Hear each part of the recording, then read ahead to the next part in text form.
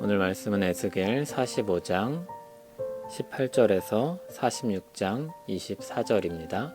키워드는 우리와 함께 하시는 하나님과의 교제, 성도의 교제입니다. 여호와께서 이같이 말씀하셨느니라. 첫째 달 초하룻 날에 흠없는 숫송아지 한 마리를 가져다가 성소를 정결하게 하되, 제사장이 그 속죄제 희생제물의 피를 가져다가 성전 문설주와 제단 아래층 네 모퉁이와 안뜰 문설주에 바를 것이요, 그달 7일에도 모든 과실범과 모르고 범죄한 자를 위하여 역시 그렇게 하여 성전을 속죄할지니라. 첫째 달 열 나흔 날에는 유월절을 7일 동안 명절로 지키며 누룩 없는 떡을 먹을 것이라. 그날의 왕은 자기와 이 땅 모든 백성을 위하여 송아지 한 마리를 갖추어 속죄제를 드릴 것이요, 또 명절 7일 동안에는 그가 나 여호와를 위하여 번제를 준비하되, 곧 이레 동안에 매일 흠없는 숫송아지 7마리와 수장 7마리이며, 또 매일 수점소 한 마리를 갖추어 속죄제를 드릴 것이며, 또 소제를 갖추되 숫송아지 한 마리에는 밀가루 한 에바요, 수장 한 마리에도 한 에바며, 밀가루 한 에바에는 기름 한 흰씩이며, 일곱째 달 15째 날에 7일 동안 명절을 지켜 속죄제와 번제며 그 밀가루와 기름을 드릴지니라. 주 여호와께서 이같이 말씀하셨느니라. 안뜰 동쪽을 향한 문은 일하는 엿새 동안에는 닫되 안식일에는 열며 초하루에도 열고, 군주는 바깥 문 현관을 통하여 들어와서 문 벽 곁에 서고, 제사장은 그를 위하여 번제와 감사제를 드릴 것이요, 군주는 문 통로에서 예배한 후에 밖으로 나가고 그 문은 저녁까지 닫지 말 것이며, 이 땅 백성도 안식일과 초하루에 이 문 입구에서 나 여호와 앞에 예배할 것이며, 안식일에 군주가 여호와께 드릴 번제는 흠없는 어린 양 6마리와 흠없는 수장 한 마리라. 그 소제는 수장 하나에는 밀가루 한 에바요, 모든 어린 양에는 그 힘대로 할 것이며, 밀가루 한 에바에는 기름 한 흰씩이니라. 초하루에는 흠없는 수송아지 한 마리와 어린 양 6마리와 수장 한 마리를 드리되 모두 흠 없는 것으로 할 것이며, 또 소제를 준비하되 수송아지에는 밀가루 한 에바요, 수장에도 밀가루 한 에바며, 모든 어린 양에는 그 힘대로 할 것이요, 밀가루 한 에바에는 기름 한 흰씩이며, 군주가 올 때에는 이 문 현관을 통하여 들어오고 나갈 때에도 그리할지니라. 그러나 모든 정한 절기에 이 땅 백성이 나 여호와 앞에 나올 때에는 북문으로 들어와서 경배하는 자는 남문으로 나가고 남문으로 들어오는 자는 북문으로 나갈지라. 들어온 문으로 도로 나가지 말고 그 몸이 앞으로 향한 대로 나갈지며, 군주가 무리 가운데에 있어서 그들이 들어올 때 들어오고 그들이 나갈 때에 나갈지니라. 명절과 성회 때 그 소제는 수송아지 한 마리에 밀가루 한 에바요, 수장 한 마리에도 한 에바요, 모든 어린 양에는 그 힘대로 할 것이며, 밀가루 한 에바에는 기름 한 흰씩이며, 만일 군주가 자원하여 번제를 준비하거나 혹은 자원하여 감사제를 준비하여 나 여호와께 드릴 때에는 그를 위하여 동쪽을 향한 문을 열고, 그가 번제와 감사제를 안식일에 드림같이 드리고 밖으로 나갈지며, 나간 후에 문을 닫을지니라.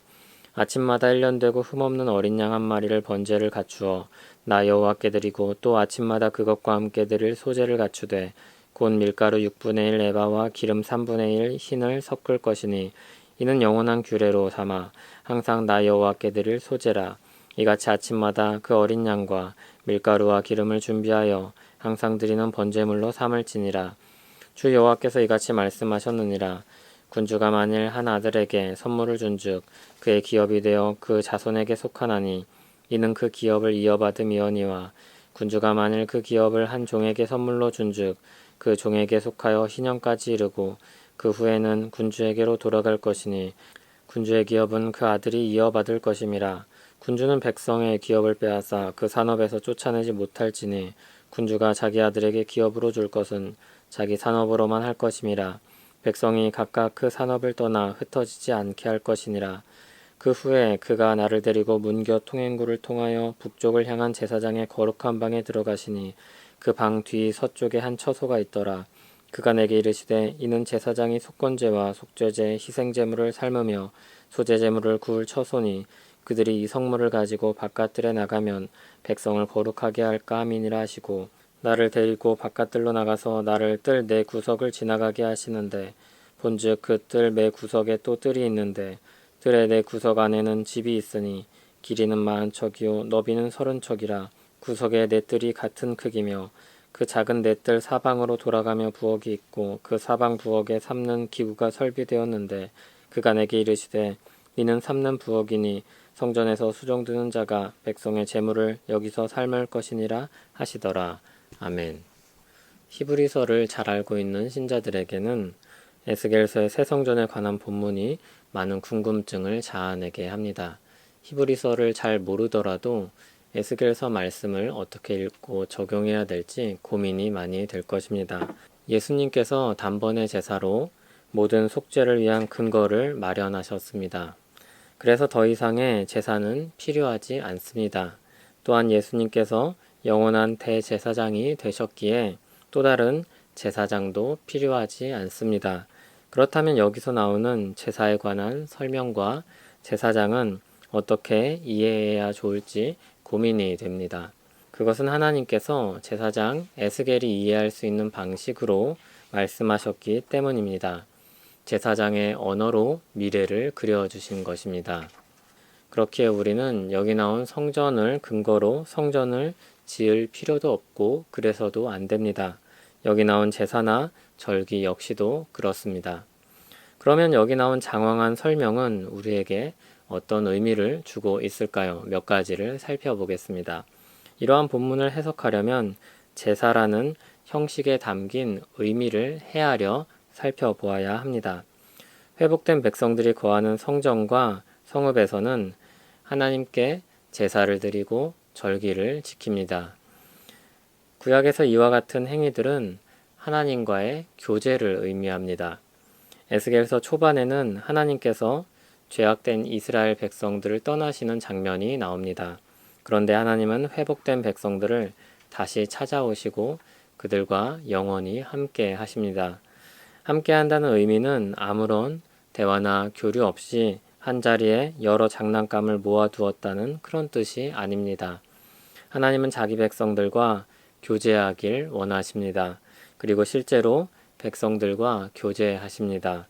그 방식이 제사장 에스겔에게 제사와 절기라는 방식으로 전달되었고 에스겔은 그 의미를 잘 이해했을 것입니다. 예수 그리스도 안에 있는 신자들과 하나님의 교제는 그리스도를 통한 예배와 기도 그리고 성례 그리고 모든 삶입니다. 제사와 절기의 절차가 있고 맡은 역할이 있듯이 하나님은 품위 있고 질서 있게 우리와 교제하십니다.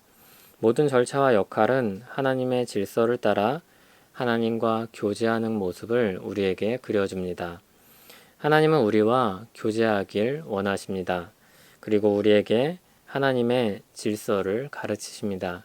하나님이 기뻐하시는 바를 우리에게 알려주십니다. 하나님과 백성들의 교제는 주의 재림 때까지 회개와 속죄를 필요로 합니다. 우리가 영화롭게 되기 전까지 우리는 계속해서 죄를 짓습니다. 그러나 우리는 구약의 제사 방식으로 속죄하지 않습니다. 우리를 위해 단번에 속죄의 제사를 치르신 예수 그리스도가 우리와 함께 하시기 때문입니다. 단번의 제사로 영원한 효력을 갖는 속죄제를 드리셨습니다. 그로 인해 예수 그리스도의 피를 힘입어 회개하는 모든 신자의 죄는 용서를 받습니다. 또한 성령 하나님은 우리 죄를 깨닫게 하시고 회개하고 용서받게 하십니다. 신자는 죄 용서를 받을 근거를 가지고 있고 죄를 깨닫게 하시는 성령 하나님의 도우심을 받습니다.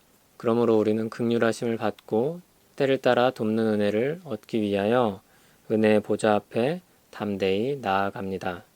그렇게 회개한 신자는 하나님과 자유롭게 교제합니다.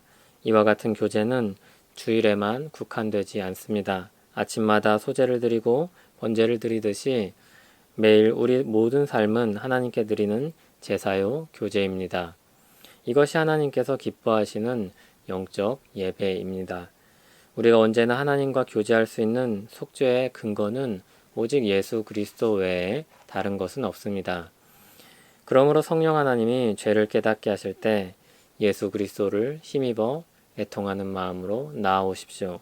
내가 하나님 앞에 좀 더 나은 사람이 되거나 준비하여 가겠다고 착각하지 마십시오. 예수 그리스도 외에 우리가 가지고 갈 근거는 없습니다. 그러나 이것은 우리에게 큰 은혜입니다. 누구든지 믿음으로 하나님께 나아갈 수 있는 근거를 마련하신 것이기 때문입니다. 누구는 되고 누구는 안 되는 게 아니라 예수 그리스도 안에 있는가 그렇지 않은가가 기준입니다. 마지막으로 절기에 오고 가는 사람들에 대한 지침을 보겠습니다. 북문으로 들어온 사람은 남문으로 나가고 남문으로 들어온 사람은 북문으로 나가야 합니다. 하나님과 교제하되 그 백성들끼리도 교제해야 되며 그렇게 하도록 마련한 질서라고 할 수 있습니다. 잠깐 예배를 위해 나왔다가 다른 사람들과 마주치지 않고 왔던 길로 돌아가지 못하도록 하셨습니다. 서로 오고 가며 마주칠 수밖에 없도록 동선을 짰습니다. 원수와 같던 사람들도 그리스도 안에서 하나가 되어 가까워집니다. 성령 안에서 하나님이 거하실 처소가 되며 그리스도 예수 안에서 함께 지어져 갑니다. 이렇게 이 본문을 읽으면 신약의 모든 은혜가 제사장의 언어로 어떻게 기록되어 있는지 감이 오실 것입니다. 하나님은 우리와 함께 하시며 교제하길 기뻐하십니다. 예수 그리스도를 통해 마련된 길을 따라 함께 나아가는 우리 되길 소원합니다. 기도하겠습니다. 하나님 아버지, 우리는 주의 백성입니다. 주님이 부르신 은혜로 인하여 우리는 함께 주 앞으로 나아갑니다. 함께 지어져가는 성전입니다. 이 땅에서 살아갈 때 그 은혜를 더 깊이 누리고 맛보며 살기 원합니다. 우리를 돌보아 주시옵소서.